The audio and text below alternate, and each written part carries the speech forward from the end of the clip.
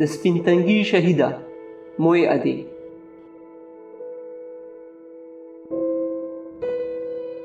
نوم یې خدای خبر چې سو، خو په سیمه کې به ورته چا موی ادي او چا موی نیا او چا موی بیبي ویل.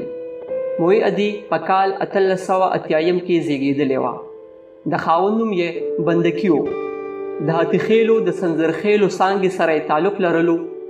2 زامن او 4 لوڼه یې وې. یو زوی یې اصل خان او بل زوی یې اکبر زمان نومېدو.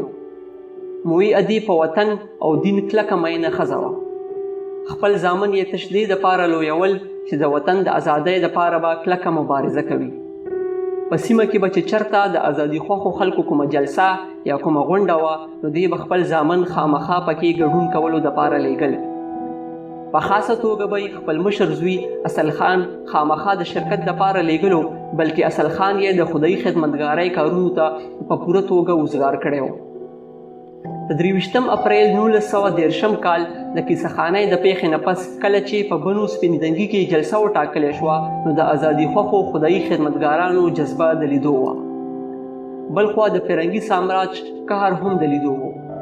د سیمې ملکانو او خانبادرانو به خلک د اول نه خبرول چې جلسه کې شامل نشئ. د جلسې ټاکلې شوې ورځ راورسېده. د فرنګي د قهر په خاطر موی ادي هم د خپل زوی اصل خان سره د سپین تنګي میدان ته لاړه. ځان سره یې د کودرو نه جوړ لوښي کې د څښلو اوبه هم وړې وې. زوی یې جلسې ته ورغلی او موی ادي د څو نورو ښځو سره ورته د بیرې د ونې لاندې کېناستله او د جلسې کاروایي یې لیدله او اورېدله. دې کې فرنګي پوځ او افسي ځواکونو په جلسې حمله وکړه او په تش لاس خدایي خدمتګارانو یې ډزې پیل کړې. جنگ شروع شو. د سپین تنګي میدان په وینو سور شو. د جلسې خلک په ګولیو لګېدل او راپرېوتل.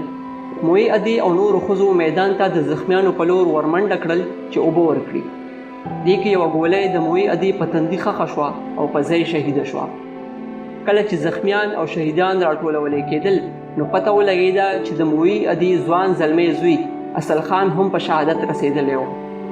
د وطن په خاطر مور او زوی دواړو سرونه ولګول او ابدي ژوند یې بیا موندو.